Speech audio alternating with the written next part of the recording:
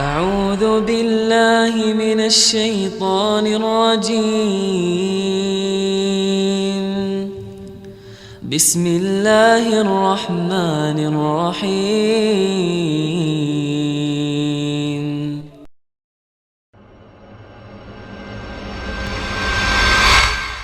Baiklah, teman-teman sekalian, i'tikaf ini dianjurkan di 10 terakhir Ramadan, dan baginda Nabi SAW beritikaf selama 10 hari.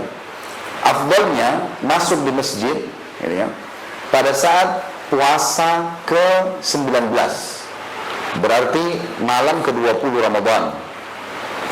Itu sudah mulai masuk di masjid. Boleh bawa makanan, boleh bawa pakaian, tapi tidak boleh ngotorin masjid. Kalau perempuan harus izin orang tua atau izin suaminya gitu ya. Ini dibolehkan, tidak ada masalah, apalagi kalau ada tempat khusus. Tapi kalau ada tempat khusus lebih baik jangan.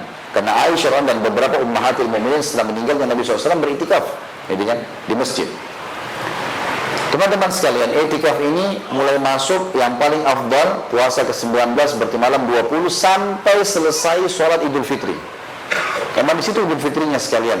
Makanya dianjurkan untuk mengambil masjid yang jami', yang dipakai sholat Id. Ada mimbar, dipakai Jumat gitu ya. Jadi Jumat pun tidak harus keluar, karena ini betul-betul di masjid, ikat diri, nggak boleh keluar kecuali darurat. Sebenarnya ulama mengatakan darurat adalah hal-hal yang memang dia dianjurkan, seperti ngantar jenazah, dia sakit harus berobat, atau istrinya berkunjung dia harus antar pulang. Sesuatu yang dia harus lakukan, ibunya panggil orang tuanya, maka dia selesaikan hajat baru dia kembali. Karena pernah Nabi SAW dikunjungi waktu lagi i'tikaf dengan Sofia radhiyallahu anha di masjid.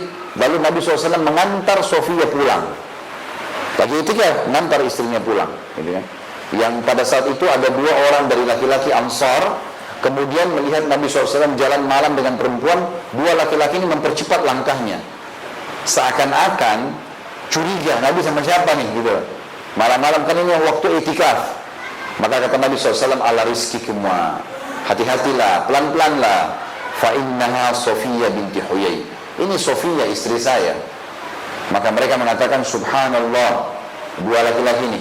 Kata Nabi SAW, sesungguhnya syaitan mengalir dalam diri manusia di aliran-aliran darahnya.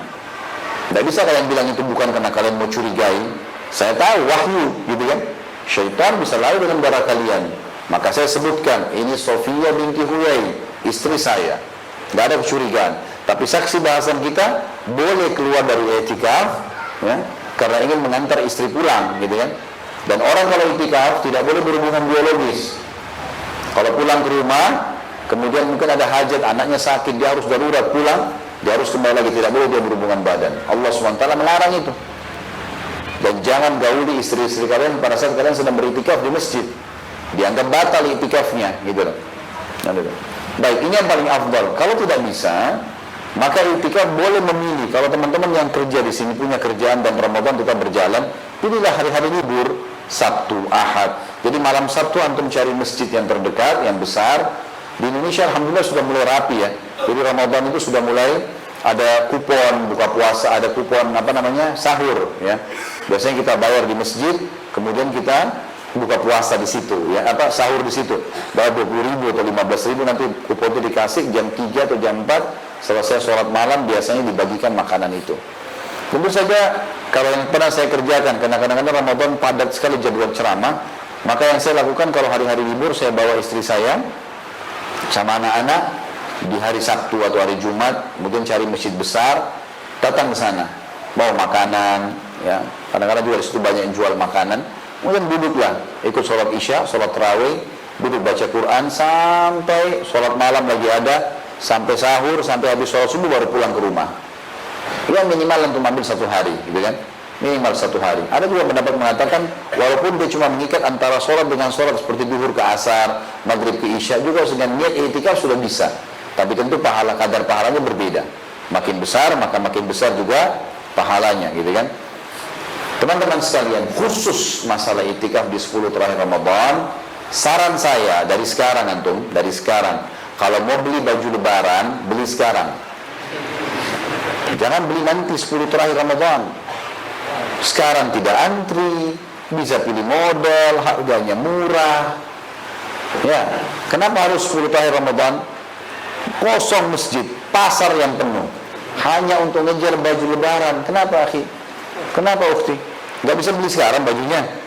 Kan bisa, gitu loh. Kalau dikatakan model sekarang, modelnya banyak. Yang dijual di Ramadan sudah keluar semua sekarang. Yang dijual Id sudah keluar semua sekarang. Kenapa nggak dibeli, gitu kan? Beli dari sekarang, taruh di lemari, ini pakai lebaran, sudah selesai. 10 akhir Ramadan gunakan untuk ibadah, teman-teman. Dalam hadis Bukhari dikatakan, Aisyah berkata, kalau tiba 10 akhir Ramadan, maka baginda Nabi SAW memperkeras ikatan sarungnya dan membangunkan istri-istrinya. Sholat, ibadah, nggak boleh enggak ini, kan gitu. Di 10 akhir Ramadan dan i'tikaf juga ini punya target utama, mengejar, selain mengikat 5 waktu sholat, juga mengejar Lailatul Qadar. Yang sudah masyhur dalam Al-Quran, Allah berfirman, A'udzubillahi minasyaitonir rajim, Lailatul Qadri khairun min alfi syahr. Lailatul Qadar lebih baik daripada 1000 bulan. 1000 bulan, teman-teman, sama dengan 83 tahun plus 4 bulan. 83 tahun plus 4 bulan. Maksudnya, kalau antum sempat mengucapkan subhanallah saja, subhanallah, pas Lailatul Qadar yang berputar di malam-malam ganjil 10 terakhir Ramadan, malam 21, malam 23, malam 25, malam 27, malam 29. Dan kata Nabi SAW, seringkali terjadi di malam 27, tapi bukan 27 patokannya, cuman berputar di situ kan. Kita kejar itu, teman-teman sekalian. Kalau kita ucapkan subhanallah pas Lailatul Qadar, pahalanya sama dengan mengucapkan subhanallah 1000 bulan, atau 83 tahun plus 4 bulan. Itu mungkin umur kita belum tentu sampai ke situ. Tapi malam itu betul-betul malam mubarak, malam yang penuh dengan berkah. Sebagaimana Allah sebutkan dalam surah Zukhruf, ya, Inna anzalnahu fi lailatin mubarakah. Kami turunkan Al-Quran di malam yang penuh dengan berkah. Itu turunnya di malam ke-27 dari Ramadan. Jadi memang betul-betul berkah di situ, teman-teman sekalian. Dan pada saat itu Allah mengatakan yufraku kullu amrin hakim. Pada saat itu semua perkara setahun ke depan ditetapkan di muka bumi.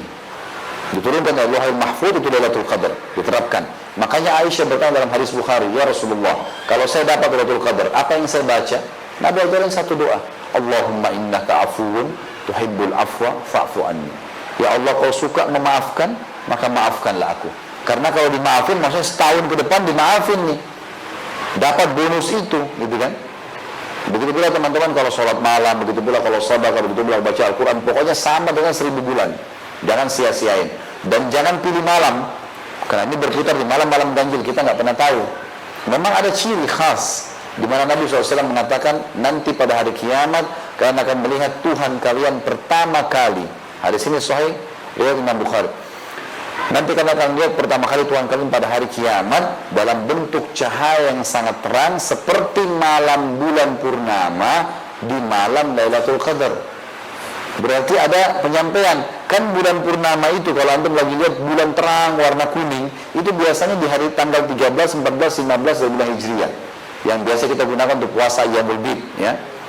Nah ini bulan pasti terang, itu berarti kita berada di tengah bulan tuh, 13, 14, 15 dari bulan Hijriah. Nah khusus Lailatul Qadar di akhir bulan, tapi bulannya terang, gitu kan. Seperti itulah. Yang jelas ini patokannya. Sebagian ulama mengatakan Lailatul Qadar itu kalau lagi musim hujan, dia akan berhenti hujan pada saat itu. Kalau musim panas, malah dia akan gerimis. Sebagai tanda berkah dari Allah Subhanahu wa taala. Tapi teman-teman, terlepas daripada tanda-tanda yang merupakan juhud ini, upaya ini, tetap kita ikat diri di malam-malam ganjil itu. Kita ganjil. Dan sebagian ulama mengatakan untuk menghitung malam ganjil itu tidak bisa kita patok satu tempat. Karena gini, kadang-kadang mungkin kita malam ganjil di sini belum tentu malam ganjil di tempat lain. Kalau ada memang malamnya baru yang selisih waktunya lama, mungkin kita genap, dia ganjil, bisa saja dengan waktunya gitu kan. Atau kita pas tiba pagi, dia masih baru malam. Mungkin tadi malam kita malam genap, mungkin dia malam ganjil. Allahu a'lam. Yang puasa lebih dulu misalnya, ya kan? Maka ini berarti bisa saja terjadi. Berarti kata ulama tidak bisa kita tolok ukurnya ganjil hitungan kita. Bisa saja genap hitungan kita, tapi misalnya ganjil misalnya di Mekah, ya, mungkin itu Lailatul Qadar. Allahu a'lam. Kita nggak tahu. Dan semua orang pasti lewatin Lailatul Qadar. Nggak ada yang tidak lewatin. Cuman Siapa yang beruntung pada saat itu ibadah. Dan ibadah puncak yang diperintahkan sholat malam. Kata Nabi SAW dalam hadis Bukhari Muslim, man qama lailatul qadri imanan wa ihtisaba ghufira ma taqaddama min dzambi. Siapa yang menjadikan Lailatul Qadar dengan sholat Lailatul Qadar malamnya dengan keimanan dan mengharapkan pahalanya, maka diampuni semua dosa-dosanya yang telah lalu. Yang keberapa ini? Yang ketujuh. Baik, masih masuk baru mau yang ketujuh ya? Baik. Yang ketujuh teman-teman sekalian, coba ikat diri mulai Ramadan, gitu kan? Kalau lagi kerja tentu saya sarankan juga ini di weekend saja, di hari libur. Coba kalian belum pernah lakukan, mulai sekarang ikat diri, apalagi Ramadan, ya apalagi hari libur, habis subuh sampai terbit matahari. Kata Nabi SAW dalam hadis yang dihasankan oleh para ulama, siapa yang sholat subuh berjamaah di masjid, kemudian dia duduk sampai terbit matahari, lalu dia sambil berzikir, duduk berzikir ini bisa berzikir pagi, bisa dengar pengajian, bisa baca Quran, kan gitu. Dia duduk sampai terbit matahari, lalu dia sholat 2 rakaat, pahalanya sama dengan haji dan umroh, sempurna. Nah ini bisa kita lakukan di Ramadan. Apalagi beberapa masjid kita, masya Allah ada ceramah subuh misalnya. Jadi nggak rasa habis ceramah sudah mulai terang matahari. Tunggulah sebentar, sabar. Pahala haji dan umroh loh ini, dua-dua digabung, sempurna. Coba latih diri yang belum pernah amalkan di Ramadan, itu penting sekali. Kita bisa lakukan supaya diterapkan juga setelah Ramadan, gitu ya. Ini termasuk yang dianjurkan. A'udzu billahi minasy syaithanir rajim. Bismillahirrahmanirrahim.